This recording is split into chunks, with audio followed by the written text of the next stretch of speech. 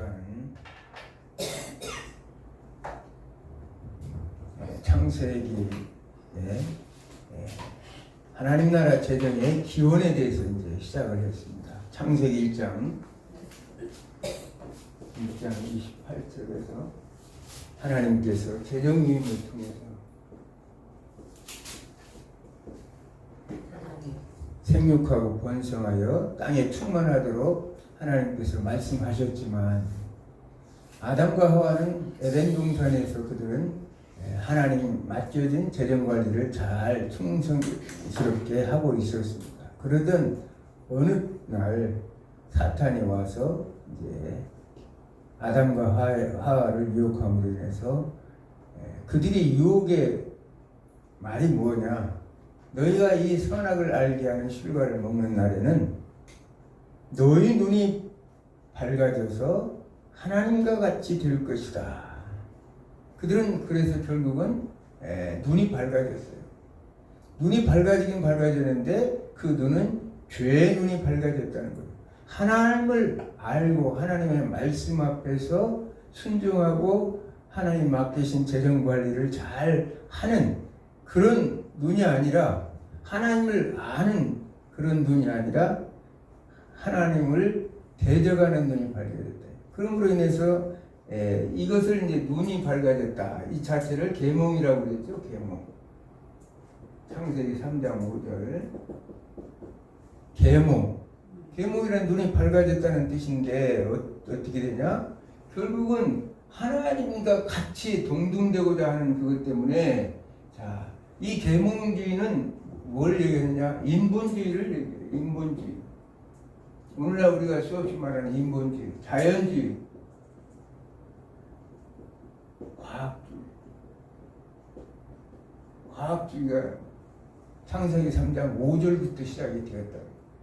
우리는 17세기, 18세기 계몽주의를 통해서 이게 오늘날까지 이어진 것 같지만 실상은 이렇게 창세기 3장부터 시작되었다는 사실. 자, 하나님 위에 사람이 있고 또 하나님 위에 자연이 있고 하나님 위에 과학이 있는 그런 세상이 되었다는 거예요. 이게 창조적 질서, 하나님 나라의 재정 관리인으로서의 모든 것들은 이미 상실했다는 사실을 우리가 알 수 있습니다. 그러므로 인해서 창세기 4장은 가인과 같은 가인의 왕국을 만들었다고 그랬죠. 죄가 이제 가인에게 들어가서 그가 살인을 하고 또 그 후손들의 왕국에 타락하고 폭력과 질서가 완전히 파괴되는 그런 나라를 이루어 나가는데 결국은 하나님께서는 홍수 사건을 통해서 그 모든 이 자연 자신들이 가인의 나라와 셋의 후손들까지도 물들었던 그들을 홍수로 인해서 다 멸절을 시켰다는 사실을 우리가 알 수 있습니다. 자연 만물까지 그랬다는 거예요. 그래서 왜 그런 이 하나님께서 그런 마음을 그들이 했을까? 하나님이 왜 그들을 심판했을까? 보면 육체적인 타락뿐만 아니라 그들은 정신적으로도 부패했기 때문에 우리가 창세기 6장 5절에 보면 그의 마음으로 생각하는 모든 계획이 항상 악할 뿐이다. 여호와께서 사람의 죄악이 세상에 가득함과 그의 마음으로부터 생각하는 모든 계획이 항상 악할 뿐임을 보시고 이 시작은 육체뿐만 아니라 마음으로부터 시작한다. 우리의 마음이 타락하니까 정신이 타락하고 또 정신이 타락하니까 육체도 타락하게 됐다는 사실을 성경을 통해서 우리는 알 수가 있습니다. 아멘. 예수님께서는 오늘 또 우리의 마음의 문을 두드리죠. 계시록 3장 20절의 말씀처럼 너희 문 밖에서 우리의 마음의 문을 예수님께서는 여전히 오늘날도 두드리고 계신다는 거예요. 왜? 우리의 마음의 문을 열어야 예수님께서 들어오셔서 그곳에서 식탁교제를 하면서 함께 예수님과 함께 만찬을 할 텐데 우리의 마음의 문이 굳게 닫혀져 있어요. 오늘날 말씀을 이렇게 전하고 여러 가지 한다 할지라도 마음의 문이 굳게 닫혀져 있기 때문에 예수님의 말씀이 들어올 빈틈이 없어요.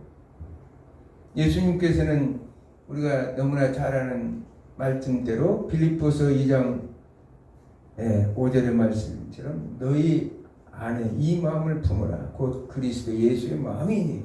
예수님의 그 마음은 어떤 마음이었냐? 그가 하나님의 본체시나 하나님과 동등됨을 취할 것으로 여기지 아니하였다. 이렇게 말씀. 이 지금 아담과 하와는 사탄에게 넘어간 것이 뭐냐?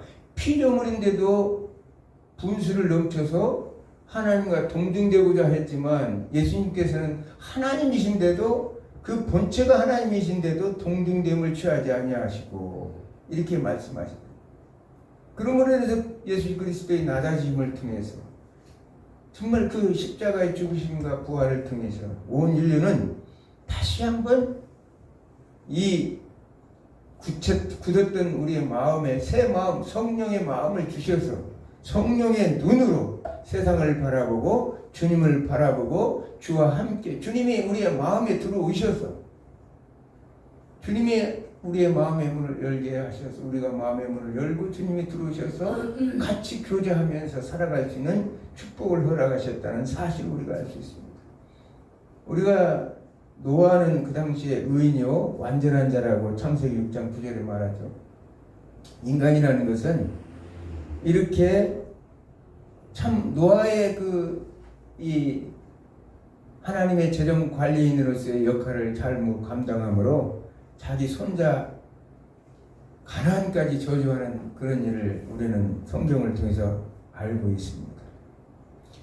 이 수치스러운 이런 모습을 본 까닭은 뭐일까요?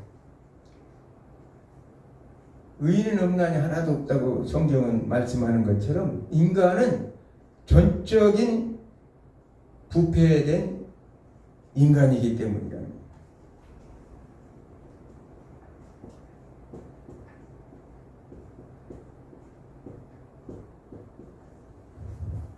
가나안을 저주했죠? 네, 가나안을 저주했대요.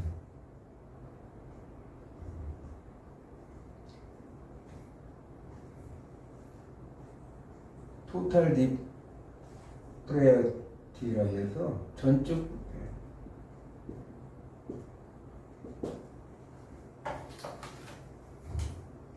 사람은 전적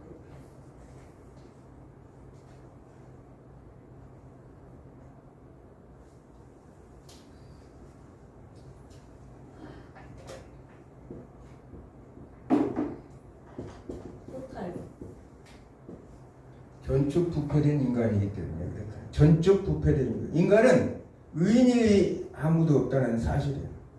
노아의 가족이 홍수를 면하고 생명을 보존한 그 자체를 우리가 살펴보면 결국은 하나님의 은혜의 기인이었다.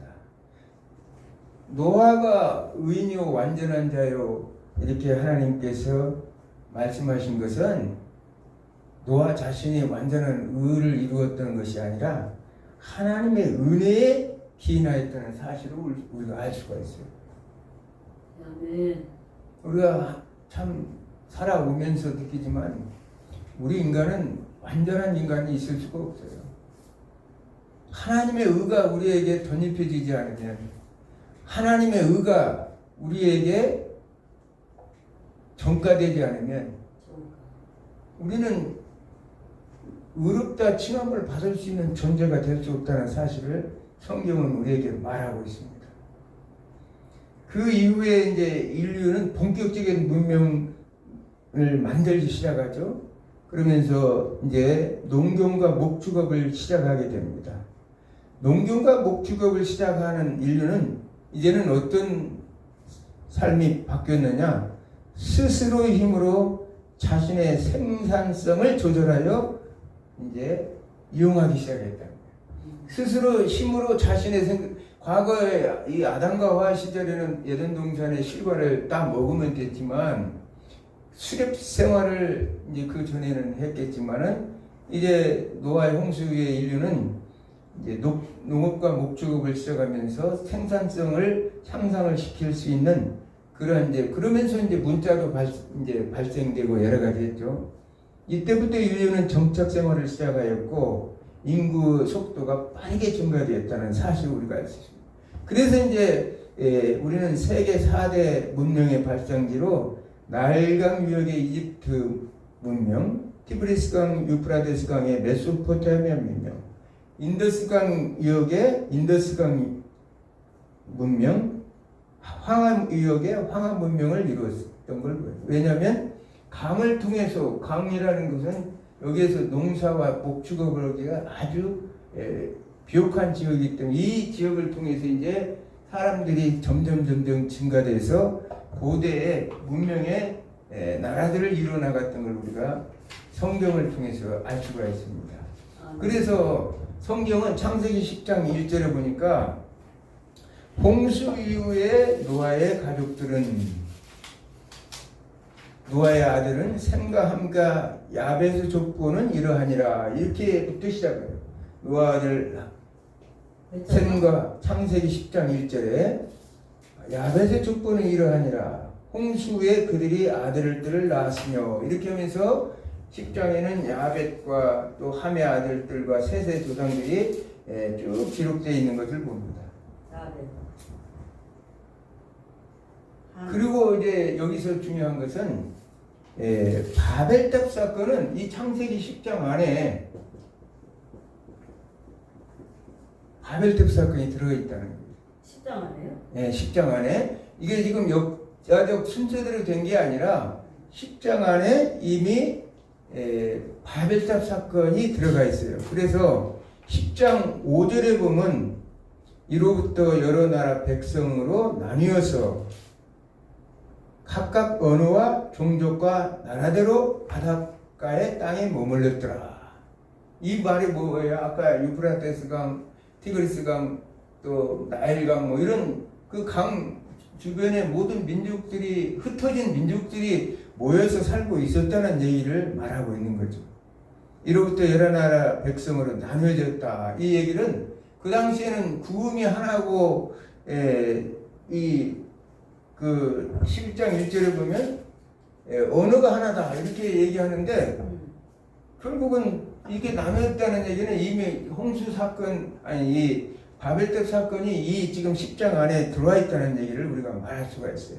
그래서 함과 야벳 족속의 10장에 나와 있는 족장들의 이름을 쭉 이렇게 세 보면 몇이냐? 성경에서 70이라는 숫자가 이렇게 나와요. 70. 셈과 함과 야벳의 그 족장들의 수를 이렇게 성경에 나오는 수를 세 보면 70명이에요. 그러면 저 3은 뭐냐? 3은 하늘의 수죠. 3은 하늘의 수고 4는 땅의 수고 7은 3 플러스 4니까 완전 수고 완전 땅의 수. 땅과 하늘이 완전 수. 7은 안전수. 7은 이 10은 뭐냐? 충만수예요. 충만수. 7은 충만수. 충만수. 그럼 7은 안전수예요? 네, 7은 완전수죠. 7은 자, 그러면 70이라는 얘기는 완전한 수에 하늘과 땅의 완전한 수에 충만한 수가 들어가 있다는 거예요. 10 곱하기 10이니까. 결국은 이건 뭘 얘기하고 그랬냐? 그들의 수를 통해서 이제 세 명의 아들들을 통해서 세계 열국으로 인류가 퍼져 나갔다는 사실을 성경은 기록하고 있는 거예요. 자, 성경에서 창세기 46절에 야곱이 애굽에 내려갈 때도 이런 수치를 나오죠. 야곱의 아들들, 요셉의 아들들까지 다 합쳐서 70명이 내려간다. 여기서도 70이라는 숫자가 나와요. 그러므로서 70이 앞으로 있을 믿음의 열구인 것이고 앞으로 있을 이스라엘 민족의 세계를 이루어나갈 민족이라는 사실을 성경은 우리에게 알려주고 있다는 거예요. 홍수 이전에는 대륙이 다 연결되어 있었어요. 그래서 창세기 11장 1절에는 온 땅의 언어가 하나요, 말이 하나야 이렇게 나오죠. 그러니까 아까 지금 10장 안에 들어가 있는 거예요. 이것을 11장에 따로 떼내서 왜 바벨탑 사건을 얘기하려고 지금 성경 저자는 이것을 떼어놓고 지금 부차적으로 설명하고 있다는 사실이에요. 10장의 내용들이 어떻게 됐을까? 갑자기 인구가 그렇게 늘어나고 하고 여러 가지 했는데 그 이유가 뭘까? 이것을 이제 11장에서 그 이유를 설명하고 있는 거예요. 그러나 홍수 이후에 지각 변동이 일어났죠. 이 땅에 지각 변동이 일어나서 그 지각 변동이 일어나는 것이 물로 채워지면서 대륙이 나누어졌다는 사실이에요. 그러므로 인해서 창세기 10장 32절에는 보면 이들은 그 백성들의 족보에 따르면 노아 자손의 족속들이요 홍수 후에 이들에게서 그 땅의 백성들이 나눴더라 이렇게 말씀하고 있어요. 홍수 이후에 나눴다는 거예요. 홍수 이후에.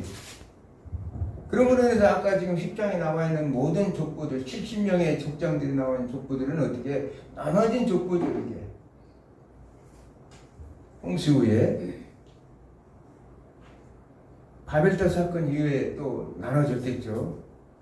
자, 창세기 11장 바벨탑 이야기는 역사적으로 볼 때 그래서 노아 아들들의 세상에서 이루어진 이야기다.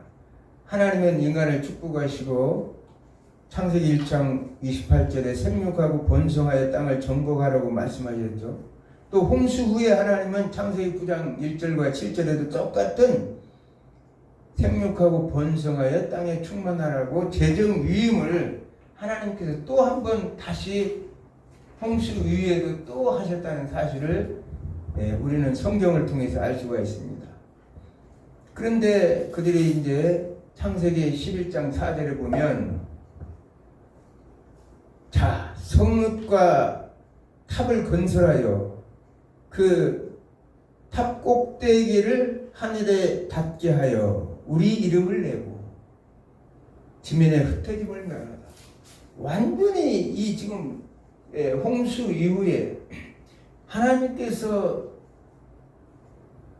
죄로 가득 찼던 가인과 셋의 후손들 노아의 가족들만 남겨놓고 다 멸절시켜서 만들어 놨는데 홍수 후에 인간들이 또 타락해서 아까 창세기 3장 얘기했죠.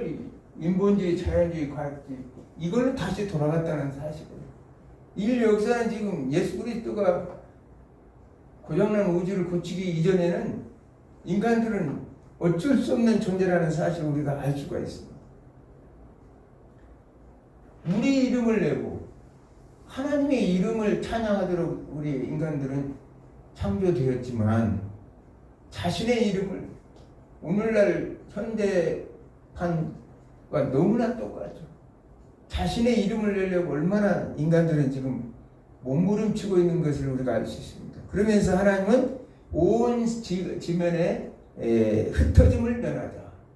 생육하고 번성해서 하나님이 창조된 이 아름다운 세계 속에서 각자 흩어져서 생육하고 번성하여 각 나라를 이루어야 될 이 사람들이 결국은 흩어짐을 면하자고 얘기했다는 사실이에요. 하나님의 계획의 정면으로 대치되는 것입니다. 그래서 창세기 1장 11장 7절에는 하나님께서 말씀하시기를 자 우리가 내려가서 그들의 언어를 혼잡게 하여 그들이 서로 알아듣지 못하게 하자 이렇게 말씀하시죠. 그래서 여호와께서 거기서 그들의 언어를 온 지면에 흩으셨으므로 그들이 그 도시 건설을 그쳤더라 이렇게 말씀하십니다. 언어의 혼잡은 자기 이름을 내고 흩어짐을 면하고 다짐했던 그들이 도리어 각처로 흩어지고 새로운 종족들을 이루고 나라를 이루는 계기가 됐다는 거예요. 하나님이 일하시는 것은 우리는 인간의 생각하는 보편 수준을 초월하는 것입니다. 바벨탑 사건이 인간에게는 자신의 나라를 세우기 위한 하나님의 반대하는 행위였지만 하나님은 자신의 목적대로 뿔뿔이 흩어져서 하나님의 나라를 세워간다.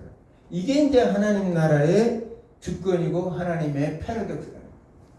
도대체 인간은 하나님과 반대로 가는데 하나님은 바르게 고쳐서 하나님의 뜻대로 하나님의 계획대로 하나님의 섭리대로 진행하여 나가는 것이 인류의 역사였다는 사실이에요.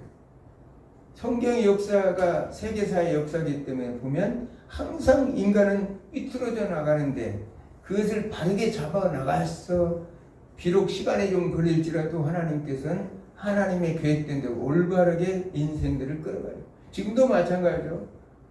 우리의 목적은, 하나님의 목적은 뭐냐? 새 하늘과 새 땅, 하나님 나라 질서가 회복되고 하나님의 재정관리가 온전히 회복되는 그 때를 향해서 인류의 역사는 수없이 반복되는 죄악의 과정 속에서도 하나님의 뜻은 하나님의 백성들을 통해서 하나하나 점진적으로 진행하고 있다는 사실을 우리가 알 수가 있습니다. 아멘.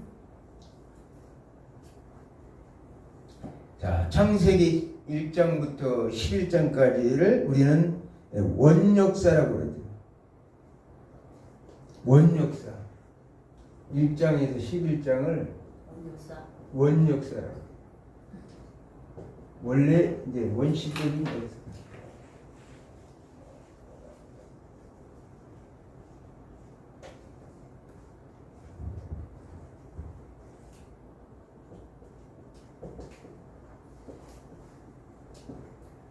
프라이미블이라고 해서 원 히스토리, 프라이미블 히스토리, 원 역사라는 거예요. 그 원 역사라는 거는 것은 뭐냐? 과학적으로나 역사적으로 증명할 수 없는 시제를 일컫. 자, 우리는 지금까지 우주 창조로부터 시작해서 인간 창조, 아담과 하와 이야기, 또 그 가인의 이제 아담과 하와의 범죄, 가인이 에덴 동산의 추방, 가인과 아벨 이야기, 이제 최후의 살인 노아의 홍수, 또 민족의 번성과 분열, 바벨탑 사건, 이 모든 것들을 우리는 알고 성경을 통해서 알고 있지만 사실은 과학적으로 이것이 증명되어서 정확한 시제를 알 수가 없어요. 그래서 성경 연대를 뭐 어떤 사람들은 6,000년도 잡고 어떤 사람은 더 크게도 잡고 뭐 몇억 년도 뭐 학자들 일반 학자들은 뭐 별을 뭐 연대를 엄청나게 세우죠. 그러나 우리가 뭐 여기에 그 연연할 건 없고 하나님께서 일하셨던 것들을 그 당시에는 언어가 없었기, 문자가 없었기 때문에 구음으로 이렇게 해가지고 구전으로 전부 이제 이 사람들에게 이어져 나왔기 때문에 하나님께서는 아마 말씀의 그 모든 것들을 하나님께서 사람과 사람을 통해서 계속적으로 전달할 수 있도록 했을 거예요. 하나님의 계획은 때가 참에 성경의 역사도 창세기 기록했던 출애굽 시대에까지 하나님께서는 구전으로 계속적으로 내려왔다는 사실이에요. 우리는 그걸 역사적인 사실 그 자체를 믿으면 그만이지 이 연대가 어떻게 되고 뭐 한 거 이런 것들은 신경 쓸 필요는 전혀 없다는 거예요. 자, 하나님께서는 창세기 1장 31절에 하나님이 지으신 모든 것을 보시니 힘이 좋았더라. 토부 메오드라고 그랬죠. 토부 메오드. 모든 만물을 하나님께서 선하게 모든 질서 속에서 잘 만들었지만 그래서 하나님께서 인간을 귀한 존재로 만들어서 재정임을 하셨는데 인간이 다 망가뜨려 버렸다. 지금 우리가 이렇게 쭉 오면서 제일 문제된 존재가 뭐냐? 인간. 바로 인간이에요. 원역사는 근본적으로 인간이 하나님 나라의 재정 관리자로서 어떤 존재인가를 확실히 설명해 줍니다. 이 원역사를 통해 야 인간 너 어떤 존재인가를 확실하게 알려줍니다. 그러므로 모든 피조물 가운데 왜 인간이 구원을 받아야 하는가를 여실하게 보여주고 있다는 사실입니다. 아까도 말씀드렸지만 하나님 나라의 재정관리 대상 1호가 누구냐? 바로 인간이라는 사실. 아마 사람들은 동의하죠. 어떻게 인간이 재정관리 대상이냐? 참 웃겨요. 재정의 그러면 재화와 용력이라겠죠? 재화와 용력. 재정학에서 재산과 사랑. 재화와 용력. 그러니까 재화 용력이. 예, 그러니까 용력이 사람은 물질이면서 이 재화예요. 또 일하는 존재이기 때문에 용력이에요. 그러니까 인간이 아주 이 두 가지를 다 갖춘 존재예요.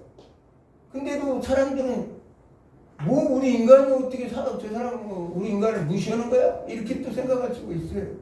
인간을 뭘로 알고 뭘로 알린 물? 하나님의 피조물일 뿐이지. 근데 그 피조물을 하나님 귀하게 해서 하나님의 형상대로 우리를 만드셨고, 그 하나님께서 우리를 사랑하셔서 예수 그리스도까지 보내주신 그분이 바로 하나님이시고 하나님은 사랑이시라는 그 이름으로 우리를 에게 다가오시는 분이라. 근데도 오늘 이렇게 창세기 1장에서 11장에 보면 결국은 관리 대상자가 누구냐? 제일 관리 대상자가 인간이었다는 사실이에요. 그렇다면 이 세계 관심은 이제 어느 아들에게 여자의 후손으로 창세기 3장 15절에 족보가 이어지는 것일까? 사람들의 관심은 거기 있었다는 거예요. 노아의 예언은 성취될 것인가? 창세기 9장 20에서 20절 보면 노아가 범죄한 이후에 아들들을 축복하고 또 저주하는 문제가 생기죠. 과연 그대로 될 것인가? 과연 가나안은 하나님의 말씀대로 진멸의 대상이 될 것인가? 거기에 관심이 있었다는 사실이에요. 그러면서 또 하나의 족보에 관심이 집중되는데 창세기 11장 10절에서 쫙 보면 셈의 족보를 성경은 기록해 놓고 있어요. 이제 아까는 야벳과 함 셈의 족보를 이렇게 10장에 기록해 놨다면 11장 10절에서부터는 셈의 족보를 쫙 기록해 놓고 거기에서 하나님께서는 우리를 놀랍게 하는 것은 곧 뒤이어 소개되는 족보 속에 숨겨진 하나님의 마음을 우리에게 보여줌으로 우리를 감동케 해주신다는 거예요. 하나님의 마음을 정확하게 나타내고 있기 때문입니다. 왜냐하면 셈의 족보를 꺼내시면서 그 끝이 모든 민족에게 축복의 통로로 세워질 아브라함에게 모아지기 있기 때문에 이렇게 해서 역사를 성령의 눈으로 바라보면 사람들은 하나님께서 어떻게 인류 역사를 여시고 하나님께서 어떻게 이끌어 오시는가를 우리는 너무나 잘 알 수가 있다는 사실이에요. 그러므로 인해서 이제 창세기 12장 3절에 땅의 모든 족속이 너로 말미암아 복을 얻을 것이라 하는 말씀을 통해서 각각 흩어지는 사람들을 위해서 그들을 이루게 될 나라의 족속들을 위해서 아브라함과 선민 이스라엘 예비하시는 하나님의 마음을 읽을 수 있기 때문이다. 자, 하나님께서는 이제 그동안 이제 하나님은 어떤 하나님이야? 세계의 하나님이었어요. 세계의 하나님. 세계의 하나님이었죠. 그래서 쭉 이렇게 오셔서 어떤 하나님으로 시작을 하냐면 이제부터 하나님은 아브라함의 하나님으로부터 시작을 해요. 여기서 쭉 이렇게 해서 어디로 가느냐? 또다시 세계 하나님으로 와. 세계 하나님이 오시는데 여기서부터는 뭐가 되느냐? 예수 그리스도의 이 땅에 초림을 통해서 예수님이 선포한 나라를 통해서 이제 우리는 이제 세계의 하나님으로 선포되는 겁니다. 자, 아브라함을 통해서 이렇게 하나님의 그렇다고 해서 하나님이 아브라함에게만 있었던 건 아니죠. 족장시대 보면 욥이라는 인물을 통해서도 봐도 아브라함은 훌륭한 존재였어요. 이렇게 쫙 해서 이제 하나님의 눈은 아브라함에 초점을 두었다는 사실이에요. 아브라함에게 이제 하나님 나라의 재정 관리를 맡겨질 그 씨를 통해서 이제 후사로서 예수 그리스도를 하나님은 바라보고 계셨다는 사실이에요. 족장 시대는 우리가 잘 아는 대로 중기 청동기 시대였어요. 그러므로 인해서 중기 청동기 시대에는 이제 문자가 있던 시대죠. 선사 시대라는 것은 문자가 없던 시대. 그러면 역사 시대라는 것은 문자가 발명된 시대를 역사 시대라고 합니다. 그러므로 인해서 족장 시대는 그래도 어느 정도 역사적으로 증명할 수 있는 시대. 고고학적 유물이 발견되고 그러니까 창세기 1장에서 11장까지는 원역사에서 과학적으로나 여러 가지 유물 이런 것들을 해서 증명할 것이 없지만 족장 시대로부터는 그런 것들을 증명할 수 있는 역사적으로도 하나님이 일하시는 모든 것들을 증명할 수 있는 그런 시대였다는 사실이에요. 창세기 11장까지 하나님은 특정 민족이나 국민의 하나님이 아니라 열국의 하나님이었다면 이제부터는 창세기 12장 1절부터는 아브라함과 아브라함 후손들과 이스라엘을 통해서 오실 메시아를 준비하고 이제 열방의 하나님으로 다시 등장하는 것을 우리는 역사적으로 알 수가 있습니다. 자, 창세기 12장 1절에서 3절 한번 읽어보겠습니다. 창세기 12장 김명수 목사님 네. 1절에서 3절 읽어봐요. 창세기 12장 잠깐 처음으로 1절에서 3절 12장 1절에서 3절 여호와께서 아브라함에게 주시되 너는 너의 고향과 친척과 아버지의 집을 떠나 내가 내게 보여줄 땅으로 가라. 내가 너로 큰 민족을 이루고 내게 복을 주어 내 이름을 창대하게 하리니 너는 복이 될지라. 너를 축복하는 자에게 내가 복을 내리고 너를 저주하는 자에게는 내가 저주하리니 땅의 모든 족속이 너로 말미암아 복을 얻을 것이라 하신지라. 아멘. 아멘. 자, 창세기 10장 1절과 3절은 이제 아브라함을 선택해서 갈대아우로 바벨론 지역, 그 당시에 이제 메소포타미아 지역이죠. 갈대아우로 해서 아브라함을 선택했어요. 그러면 아브라함의 그 선조들은 뭘 했냐? 우상을 섬겼던 사람들이에요. 그러니까 하나님께서 아브라함을 선택한 것은 무슨 누구보다도 공로가 있거나 또 뭐 어떤 남다른 조건이 있어서가 아니라 하나님의 무조건적인 선택에 의해서 아브라함이 선택되었다는 사실을 아세요. 하나님의 은혜로 선택되었어요. 아까 노아에 대해서 노아가 완전한 에서 홍수를 면했던 것이 아니라 하나님의 은혜로 그 노아와 그 자손들을 하나님께서 선택하셨던 것처럼 오늘 아브라함도 또 마찬가지죠.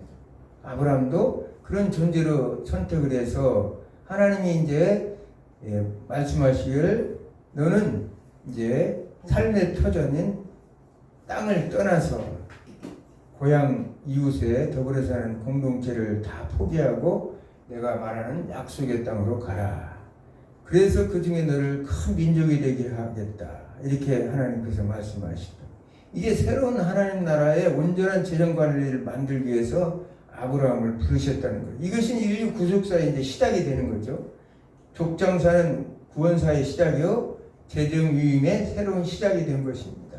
하나님이 아브라함에 주신 두 가지 약속은 새로운 재정 위임인데 그것은 뭐냐? 새로운 땅을 주겠다고 약속하시고 큰 민족을 이루겠다는 말씀을 하십니다.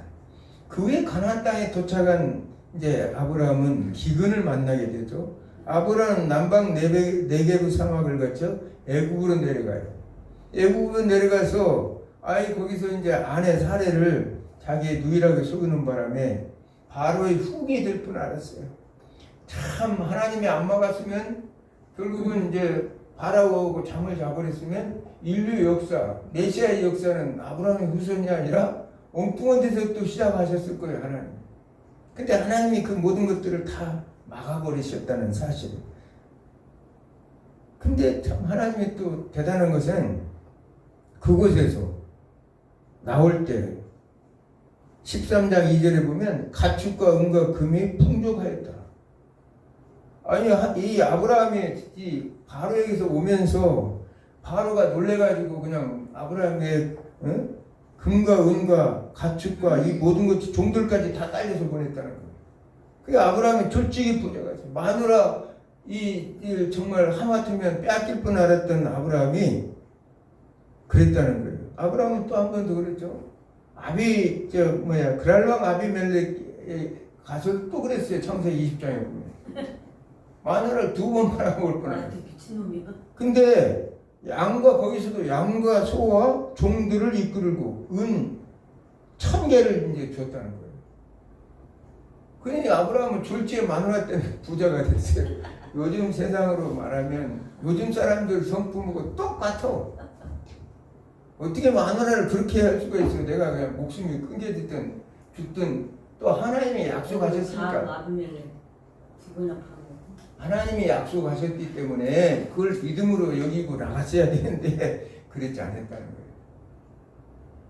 그만큼 아직 믿음이 덜 성숙한 아브라함을 이제 성경에서는 믿음의 조상으로 만들어 하는데 하나하나 믿음의 조상으로 만들어 가는 거예요. 하나님이 만드는 거예요. 우리도 마찬가지죠.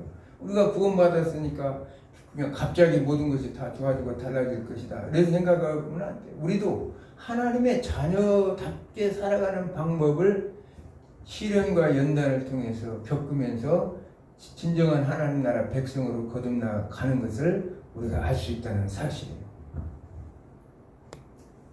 그리고 나서 다시 이제 베들로 와서 돌아가 이제 아브라함은 단을 쌓고, 그런데 이제 부자가 될 때는 상관이 없었는데, 가난할 때는 상관이 없었는데, 이제 베델로 가서 문제가 생긴 것이 뭐냐?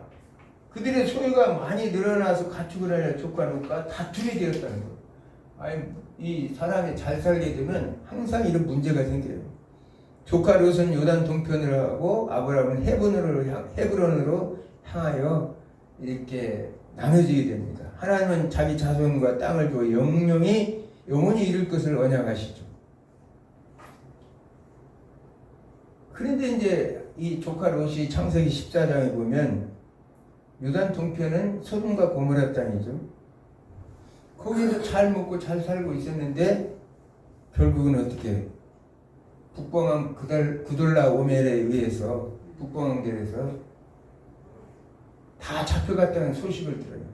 그래서 전쟁 중에 끌려간 조카 롯을 구하기 위해서 아브라함은 집에서 길리고 연습시킨 318명을 데리고 북방왕 구돌라오멜 등을 쳐부수고 롯과 소돔 왕과 백성들까지 구축해서 돌아오는 사실을 우리가 알 수 있습니다. 318명이면 상당하게 아브라함의 이 상당히 거부고 그 당시에 상당한 부족 국가를 형성하고 있다는 사실을 알 수가 있어요. 그러면서 그 전술이 또 기가 막힌 것이 뭐냐? 야간 전술이었다. 밤에 그 당시에 전쟁은 어떤 전쟁이었느냐? 이 대낮에 저쪽하고 이쪽하고 딱 벌판에서 하면서 그냥 시작해가지고 대장들이 딱 나가서 먼저 싸우고 뭐 쫄개들이 쫓아가서 같이 싸우고 이러는 전쟁인데 하나님께서는 야간 전술을 써요. 그 당시 상당한 손자병법을 쓰던 손자가 주전 561년 공자시대 사람이었다면 춘추 전국시대죠, 중국에. 근데 손자병법이 쓰던 것보다도 더 월등하게 하나님은 야간 전술을 그 전에 이미 이때는 한 주전 1200년 정도니까 1446년에 출애굽을 시켜서 1040년 후에 이제 가나안 땅에 도착해서 그러면 하여간 지났다고 그래도 한 1300년 주전 그때 하나님은 손자가 나오기도 전에 하나님이 먼저 그 손자병법의 원조가 누구냐? 바로 하나님이라니까. 손자병법. 대단하니까. 손자병법의 원조. 하나님, 내가 이 얘기를 하고 있다는 것은 하나님은 그렇게 아멘. 위대한 사람이었다는 사실을 우리가 봤습니다. 그리고 보면은 우리는 또 이제 그 기드온의 전쟁을 우리가 알 수 있죠. 300명의 기도원. 300명의 기드온에서도 야간에 항아리와 또 횃불과 이게 이제 그걸 가지고 그냥 저녁에 야간 전술을 해가지고 와서 그냥 적들을 놀라게 만들고 그러면서 보리떡 꿈을 꾸게 만들어가지고 미리 심리전을 치러요. 꼭 삼국지 보는 느낌이에요. 적들의 마음을 교란시키고 막 저녁에 막 피리를 불어가지고 고향 생각나게 하고 막 이거 있거든요, 삼국지에 보면. 근데 하나님은 아예 그냥 야간에 가서 그 항아리 깨지는 소리에다가 횃불이 보고 캄캄한데 하면 얼마나 자다가 놀라겠어요. 그래가지고 300명이 마침 13만 5천 명을 그냥 일순간에 쳐부수고 승리하는 그런 놀라운 이적을 역사하는데 하나님께서는 전쟁에 능하신 신이고 그런데도 인간들은 사사시대에 보면 하나님을 온전하게 왕이 없다고 자신의 소견대로 했다고 그렇게 말을 하고 있죠. 그게 인간의 그 자체예요. 우리가 재정관리 대상이 1호가 인간이에요. 아까도 얘기했지만 마음이 악해서 그렇다. 그 마음을 고치시러 오신 분이 바로 예수님. 그리고 그 마음을 고치셔서 우리 안에 내주하시는 분이 성령 하나님. 그러니까 우리는 얼마나 복된 존재인가를 우리가 알 수가 있습니다. 그러면서 돌아온 길에 아브라함은 살라망 멜기세덱을 만나 그 얻은 것의 10분의 1을 멜기세덱에게 주었다. 10분의 1 마세르라고. 마세르. 11조를 히브리어로 마 되는 거예요? 예? 11조에 출출한 거야 되는 거죠?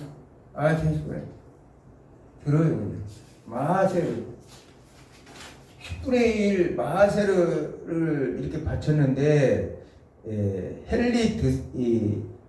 랜드셀에 의하면 고대 문화 속에는 11조가 다양했다는 사실이에요. 그래서 고대 근동의 여러 나라들 바벨론, 애굽, 아수르, 페르시아, 헬라 등 로마 이런 각국의 나라는 11조를 국가가 종교를 위한 일종의 세금 형식으로 11조를 실시했다고 합니다. 이 모든 11조의 관습은 모세의 율법으로부터 시작된 것이 아니라 히브리인들에게만 있는 독특한 것은 아니었다는 거예요.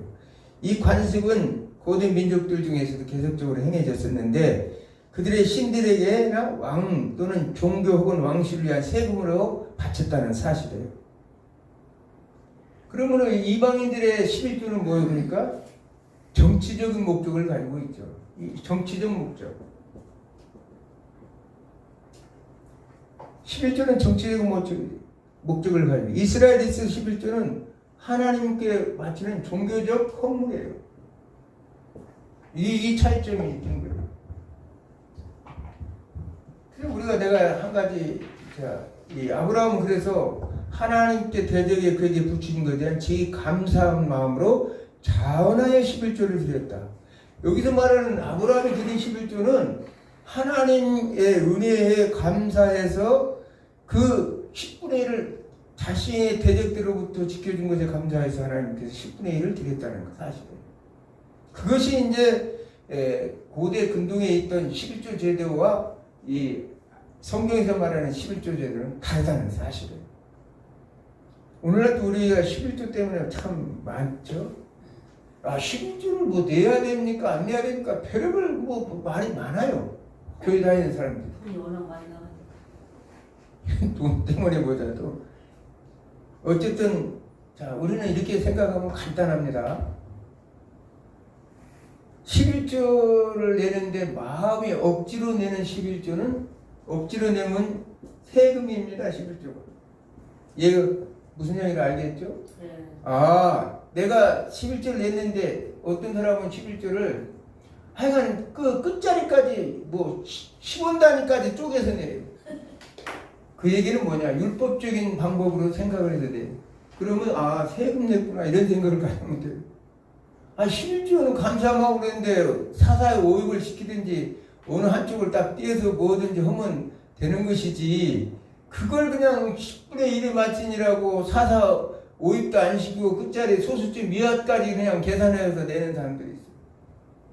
그러면 하나님께서 받으실 때 뭐라고 생각했어요? 야 이놈아 내가 지금 너 세금 내냐? 이렇게 생각합니다. 그러나 11조를 감사하는 마음으로 하나님 앞에 진정으로 아브라함처럼 이렇게 그 생명을 적들에게 붙이지 아니하고 자신을 돌아오게끔 이렇게 만드신 것에 감사해 드렸을 때 하나님께서는 이 11조를 하나님의 헌물로 받았다는 사실이에요. 이게 차이가 있어요. 이 지금 감사하는 날은 세금이 아니라 헌금이 되는 거죠. 헌금. 이게 이제 11조는 감사의 헌금이에요. 이런 사람들이 신명기 1장 11절의 말씀처럼 1000배의 축복을 받을 자라는 사실이에요. 모세가 그래도 이스라엘 백성들에게 너희를 천지보다 1000번에 많게 하시며 너희에게 허락하신 것들이 너희에게 복 주시기를 원하노라. 하나님은 1000배라니까 1000원 내고 100만원 왜 안 주나 이런 생각하면 또 큰일이죠. 1000이라는 숫자는 충만수고 많다는 숫자예요. 우리가 천이라고 보면서도 요한계시록 내가 얘기했죠. 천이라는 숫자는 그 딱 천이 아니라고. 이것도 1000배라고 보니까 아이 목사님도 거짓말하나 1000원 냈는데 100만 원이 안 되지 이렇게 생각하면 큰 잘못이라는 거예요. 하나님께서 그 그릇에 맞게끔 충만하게 주신다는 얘기예요. 그러니까 이거 한번 생각을 본인들이 11조를 내시면서 불평불만했는가 뭔가 생각해 보시면 아실 거예요. 그런데 이제 아브라함이 돌아오면서 전쟁 노예물을 이렇게 가지고 오죠. 그런데 그가 이렇게 와가지고 전쟁 노예물을 하나님께서 이 소돔과 고모라 왕에게 다시 다 돌려줘요. 전쟁으로 인해 습득한 노예물이 자신이 것임에도 불구하고 식솔들과 동행한 자들의 전쟁 비용만 빼고 전부 이제 소돔과 고모라 왕 그 사람들을 잡혀간 사람들을 오히려 데려왔는데 그 사람들에게 다 돌려준다는 거예요. 왜 그러느냐? 창세기 14장 22절 그러니까 아브라함이 소돔왕에 이르되 천지의 주제시오 지극히 높으신 하나님 여호와께서 내가 손을 들어 맹세하노니 내 말이 내가 아브라함으로 치부하게 하였다 할까요? 내게 속한 것은 실 한 오리나 들매끈 한 가닥도 내가 가지지 아니하리라. 기가 막힌 얘기를 해요. 그러니까 소돔과 고모라이 가지고 있던 그 모든 재물에 대해서 그것은 깨끗한 재물이 아니기 때문에 내가 너로 인해서 그거 가지고 받았다가 부자 됐다. 그런 소리도 내가 비록 조금은 멀지라도 소돔과 고모라 그 죄악의 도성인 그 소돔과 고모라 덕분에 이 부자가 거북이 됐다는 소리는 듣고 싶지 않다는 거예요. 얼마나 참 대단한 결단력인 거예요. 그 당시에 전쟁이 가장 수지 맞는 장사였다고 그러잖아요. 전쟁은 장사예요. 그 당시에. 노임을 다 가지고. 지금도 오늘 또 뭐 땅 뺏어서 경제를 지배하려고 러시아, 우크라이나 전쟁 치르듯이 그 상태죠. 그런데 그 전쟁은 당연하게 이긴 승리자가 가지고 오는 게 정상인데 아브라함은 그렇지 않았다. 정말 재정 관리자로서 아브라함이 탐욕을 품지 않고 어떻게 훌륭히 분배해 가는가를 우리에게 여실히 잘 보여주고 있다. 교회 재정 관리는 공평하고 부당하지 않는 분배의 원칙대로 이렇게 해야 된다는 거예요. 그럼으로 인해서 족상 시대의 경제는 이미 많은 종들이 우리 공동체임을 우리에게 보여주고 있죠. 아브라함 혼자만으로는 쉽지 않았어요. 그래서 하나님은 이제 아브라함은 자신의 육신의 생각으로 상속자를 다메섹 엘리에셀에게 이렇게 물려주려고 생각을 했어요. 그러나 하나님은 그렇게 생각하지 않으시죠. 나는 자식이 없으니 나의 상속자는 다메섹 엘리에셀입니다. 이렇게 말하니까 하나님이 이르시되 아브라함이 주께서 내게 씨를 주지 아니하였으니 내 집에 길린 자가 내 상속자가 될 것입니다. 고대 문화 속에는 그랬어요. 자신의 종들이 상속자가 되는 거예요. 그런데 4절을 보니까 여호와의 말씀이 그 사람이 내 상속자가 아니라 내 속에서 날 자가 내 상속자가 될 것이다. 그러면서 하늘에 우르르 별들을 세보라. 너희 자손이 이렇게 될 것이다.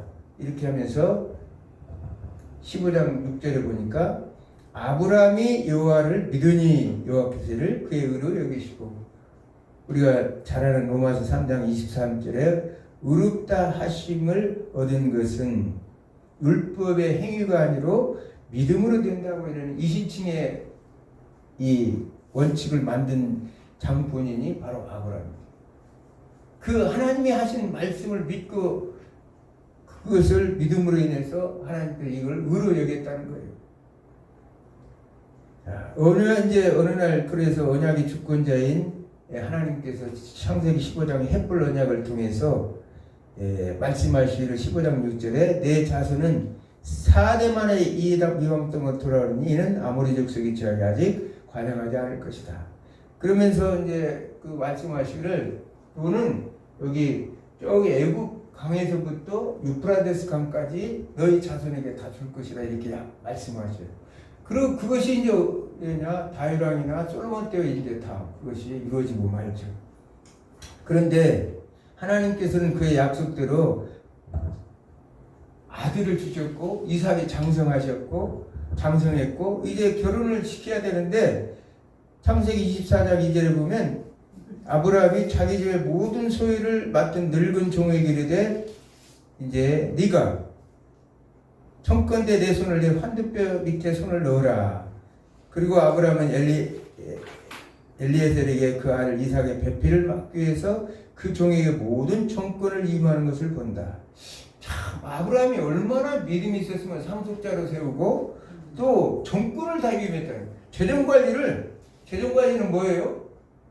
우리는 돈 관리만 하는 줄 알았더니 여기 보니까 아직 결혼 집안의 대소사 모든 걸 다 하는 사람이 재정관리인이에요. 우리가 그런 존재라는 사실이에요. 하나님 나라에. 이미 이제 족장 시대에도 재정을 맡아 책임을 관리하는 자가 있었다는 사실이에요. 우리는 예수 그리스도에 의해서 죄의 종으로부터 그리스도의 종이 되었다는 거예요. 이미 우리는 그리스도의 종이에요. 종이라는 얘기는 아까 지금 다메섹 엘리에셀을 말한다면 완전히 모든 주인의 모든 것을 관리하는, 그래서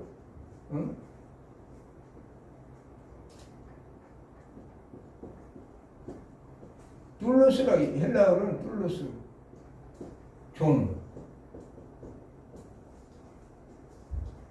종이신 분이라는 것을 이제 우리는 예수 그리스도의 십자가의 보혈을 피로 사서 죄의 종이었는데, 사탄의 종이었는데 예수 그리스도 십자가의 보혈의 피로서 우리를 사서 하나님의 예수 그리스도의 종이 되었어요. 근데 그러면 우리는 예수님께서 로마서 8장 15절의 말씀처럼 양자의 영을 우리가 받았으니 이제 우리가 하나님을 아버지라고 부르죠. 성령 하나님을 통해서 우리를 죄의 종에서 그리스도의 종에서 우리를 어떤 존재로 만들었냐? 양자의 영을 통해 성령 하나님을 통해서 우리가 아버지를 부르시는 존재로 만드셨다는 사실이에요. 기가 막힌 반전입니다. 그래서 이제는 더 나아가서 요한복음 15장 13절에서 15절에 보면 너희가 이제는 내가 명령하면 듣고 안 듣고 하는 무조건적인, 말하자면 순종하는 그런 종이 아니라 내가 너희를 친구로 생각한다는 거. 친구로 생각하기 때문에 하나님 아버지의 비밀, 친구에게, 종들에게는 그런 것들을 우리가 비밀한 얘기를 할 수 없지만 친구인 너희들에게는 아버지의 모든 비밀을 다 너에게 알게 하셨다, 이렇게 말씀하시죠. 그 말은 뭐냐면 하나님의 계시를 우리를 통해서 하나님의 뜻이 무엇이고 하나님께서 어떻게 계획하시고 어떻게 우리를 인도하시는지를 다 알게 하셨다는 거예요. 그러니까 예수 그리스도께서는 여기서 말하는 이 뚫로스는 지금은 물론 우리는 재정관리인입니다. 한편으로는 우리는 예수 그리스도 종은 마찬가지예요. 신분은 그대로예요. 그러나 이미 예수님께서 신분을 해방시켜 주셔서 아멘. 하나님의 자녀가 되어 양자가 되는 그런 축복을 주셨다는 거예요. 오늘 8월 15일이죠. 이 나라의 민족이 엄청난 고난 속에서 하나님은 해방을 시켰어요. 그 은혜에 우리는 감격하고 살아야 됩니다. 이것보다 더 귀중한 것은 종의 노예였던 다메섹 엘리에셀이 아브라함의 신임을 받아서 전권을 다 임했던 거죠. 하나님께서 죄인된 우리를 해방시켜서 완전한 하나님의 재정 관리자로서 위임을 하셨다는 사실을 우리가 생각한다면 얼마나 우리가 감격해야 되고 복된 존재라는 사실을 우리가 알 수가 있습니다. 아멘. 한 주간도 우리는 하나님의 은혜를 생각해야 돼요. 하나님께서 어떻게 우리를 여기까지 인도하셨고 어떻게 창세기 오늘 지금 계속적인 재정의 기원을 통해서 우리가 알 수 있듯이 우리가 어떤 존재였는데 하나님을 얼마나 우리를 귀하게 여기고 사랑하시는가? 또 우리를 죄에서 해방시켜서 진정한 자유를 누릴 수 있는 그런 복된 존재를 이뤘다는 사실을 생각하면서 한 주간도 감사와 은혜의 시간이 되어지기를 주님으로 축원합니다. 기도합니다. 아멘.